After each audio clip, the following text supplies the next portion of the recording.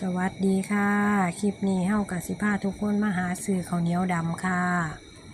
หลังจากที่เฮาได้แล้วเฮากับสินำมาล้างให้สะอาดก่อนค่ะทุกคนล้างให้สะอาดแล้วเฮากับแช่ด้วยน้ำร้อน2 ชั่วโมงค่ะทุกคนค่ะด้วยข้าวเหนียวดำ1 ส่วนข้าวเหนียว2 ส่วนเนาะค่ะหลังจากนั้นเฮากะแช่ได้2 ชั่วโมงแล้วเฮาก็นำข้าวของเฮามาล้างให้สะอาดนำไปนึ่งค่ะทุกคนนึ่งเสร็จแล้วเฮาก็เอาออกมาล้างน้ำอีกเทื่อนึงแล้วเฮาเอากลับไปนึ่งอีกเทื่อนึงเนาะค่ะหลังจากนั้นเฮาก็จะได้ข้าวเหนียวดำที่เหนียวนุ่มนะคะทุกคนค่ะกะลองเฮ็ดเบิ่งเนาะค่ะ